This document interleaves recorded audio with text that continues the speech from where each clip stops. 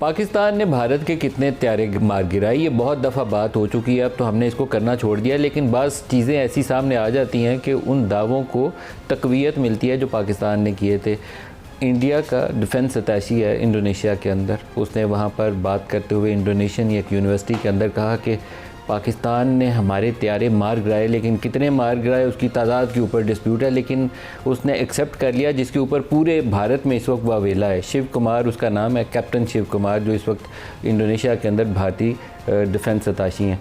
तो बात तो पाकिस्तान के लिए फ़ख्र की है। वो मार्का जो सिर्फ चंद घंटे में था, भारत आया इस दावे के साथ था कि पाकिस्तान को इतनी पिटाई लगाएगा कि पाकिस्तान इस रीजन में खड़ा होने के काबिल नहीं रहेगा। ये एक मिथ था जो ख़ुद से इंडिया ने अपने ऊपर तारी कर लिया हुआ था कि हम बहुत तगड़े हो गए हैं दिफा के मामले में और पाकिस्तान रवायती जंग में बहुत कमज़ोर है, हमारा मुकाबला कर ही नहीं सकता। लेकिन पाकिस्तान के शेरों ने जब जवाब दिया तो उसके बाद से सूरत हाल यह है कि कई दिन तक भारतीय फ़िज़ाइया अपने त्यारे उड़ाकर हवा में नहीं लेकर आई, उनको समझ नहीं आया कि हमारे साथ हुआ क्या है। पाकिस्तान के फील्ड मार्शल का दौरा अमेरिका भी हुआ और उनकी जो मुलाकात थी सदर ट्रंप के साथ 1-on-1 बहुत सिग्निफिकेंट थी। उसके बाद में क्या आइंदा इस सूरत हाल होगी पाकिस्तान और अमेरिका के बाहमी ताल्लुकात की, रीजनल सिक्योरिटी के क्या कोई ऐसे डायनामिक्स हैं जो अभी तक हमें मालूम नहीं है, और हुकूमत सारे इस मामले में कैसे देखती है और कैसे इसको लेकर आइंदा आगे बढ़ना चाहती है। इन तमाम बातों को डिस्कस करने के लिए आज हमारे साथ मेहमान शख्सियत हैं पाकिस्तान के वज़ीर दिफा ख्वाजा मोहम्मद आसिफ साहब। ख्वाजा साहब बहुत शुक्रिया। शिव कुमार का जो स्टेटमेंट है वो पढ़ के मुझे बहुत मज़ा आया, क्योंकि उसके ऊपर इंडिया में बहुत रिएक्शन है। वो कहते हैं जहाज़ तो गिरे हैं लेकिन इतने नहीं जितने वो कह रहे हैं। चलो हम 6 कह रहे हैं, 5 गिर गए होंगे, लेकिन एक्नॉलेजमेंट आ गई, कन्फेशन आ गई है कि हाँ जी साढ़े नाल हत्थ हो गया। तो आप इसको कैसे देखते हैं? बड़े फ़ख्र की बात है जी। और while this thing was going on तो मुझे फीडबैक आ रहा था, तो अल्लाह ताला ने उसकी मेहरबानी है, अल्लाह ताला की मेहरबानी है, दुआएं हैं कौम की कि उन्होंने ये वक्त दिखाया हमें कि सर उठा के हम जो है इस वक्त दुनिया में चल रहे हैं। अल्लाह का शुक्र, उसका शुक्र है। मैं आपको पर्सनल एक्सपीरियंस से ये जो मुझे चिंगडाओ में हुआ है SCU का 2 दिन पहले, कि वहाँ पे एक लोगों की आंखों में एक रिस्पेक्ट था कि they took on a country which is 5 times bigger than us, you no.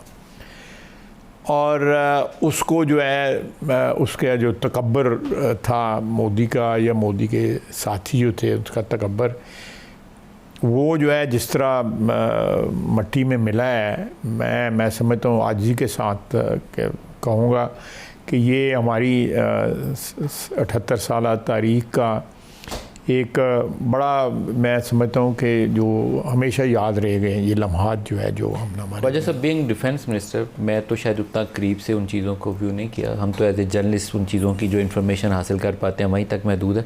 लेकिन आपकी ख़ुद अपनी उस वक्त क्या ऑब्जर्वेशंस थी या फीलिंग्स थी रियल टाइम में, जब वो इलेक्ट्रॉनिक वॉरफेयर ये पाकिस्तानी एयरफोर्स के जवानों ने और हमारे वो नौजवान बच्चों ने वो जो सिस्टम डेवलप किए हैं, आप जाके उनके S-400 को भी मार आते हैं, वो आप जिसको कहा जाता है वो 600 मील दूर से ही टारगेट को अपने लॉक कर लेता है और उसको फटकने भी नहीं देता। आप गए हैं जाके उसको मार रहे हैं, एक नहीं 2 बैटरियां तबाह कर रहे हैं।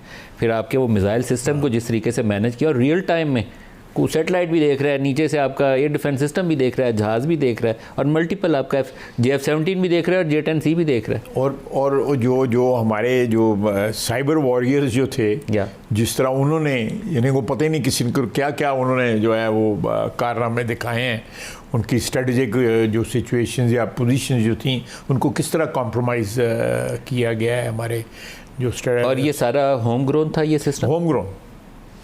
मैं पिछले 2-2.5 साल से ये from very close from close quarters I am witness to it कि किस तरह ये हुआ है। मैं जिसको कॉन्टिन्यूसली मैं कई घंटे जो है मीडिया के साथ रहा, और हमारे मीडिया ने जो है बड़ा with great dignity and credibility जो है ना वो बिहेव किया उस सारे क्राइसिस के अंदर। इंडिया वाला जैसे लगता था कि किसी थिएटर नहीं, वो सर्कसों में लगते हमारे छोटे शहरों के अंदर जो है उस किस्म की एक्टिंग वो नौटंकी। इट वॉज बिल्कुल आपने सही लफ्ज़ इस्तेमाल किया, टोटल नौटंकी थी। कोई सीढ़ियाँ हैं, सीढ़ियों से उतर रहा है, फिर वो डायलॉग बोल रहा है, फिल्मी डायलॉग बोल रहा है, इस किस्म की उन्होंने कहा दे टोटली नॉन सीरियस। यहाँ पे आप लोग भी with all responsibility and seriousness जो है आप लोग जो है ये बातें कर रहे थे, जो भी कहते कर रहे थे। सर हम तो बॉर्डर पे खड़े और ग्राउंड की सिचुएशन एक्चुअल दिखा रहे थे, और वो तो अजीबोगरीब दावे कर रहे थे कि लाहौर दी पोर्ट फतह हो गई है और सुलह गिर गया आ गया, कराची पोर्ट ये हो गया, ये वो। और जो है मुझे फ़ोन के ऊपर जो है ISPR की जो है लम्हा बलामा जो है आ जाती थी, ताकि मैं उसको आगे नरेट कर सकूं, कॉन्ट्रडिक्ट, कोई गलत कह रहा है तो उसको कॉन्ट्रडिक्ट कर सकूं।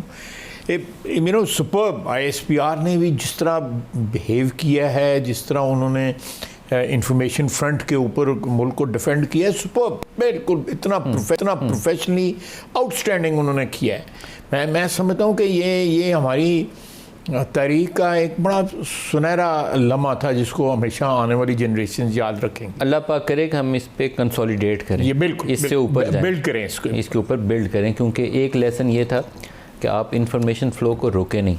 जैसे हमारी नूर खान बेस पे अटैक हुआ तो उसका राइट मूव ये था कि आप बताएं कि उन्होंने अटैम्प्ट किया, हमने नाकाम बना दिया और हम उसका जवाब देंगे तैयार हैं, और फिर जवाब दिया हमने। ये ट्रुथ था, जो सच्चाई थी, जो प्रवेल कर गई। हमने वो दावा नहीं किया कि हमने बॉम्बे दी पोर्ट तबाह कर दी थी, दिल्ली फतह कर लिया। वो स्टूपिड किस्म की वो स्टेटमेंट जो इंडियन मीडिया उस वक्त चला रहा था, वो तो नॉनसेंस था।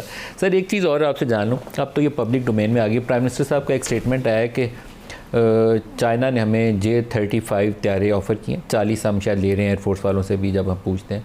और इसी तरीके से उनका नया मिसाइल है, हमारे पास पहले PL-15 था, अब वो PL-17 हमें ऑफ़र कर रहे हैं, जिसकी रेंज ज़्यादा बिगर है, लॉन्गर है, ज़्यादा इफेक्टिव है। इसी तरीके से system which is more modern, I think HQ-19 उसको बोलते हैं, तो वो हम तीनों चीज़ें उनसे एक्वायर कर रहे हैं। बीइंग डिफेंस मिनिस्टर अगर उसको भी थोड़ी सी एक्सप्लेन कर दें।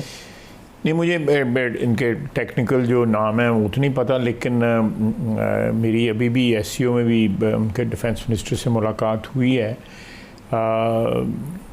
जो हमारी उनके साथ ऑल वेदर फ्रेंडशिप जो है, मेरा ख्याल है बड़े बड़े अच्छे हमारे दोस्त हैं, सबकी इज़्ज़त आबरू और एहतराम करते हैं।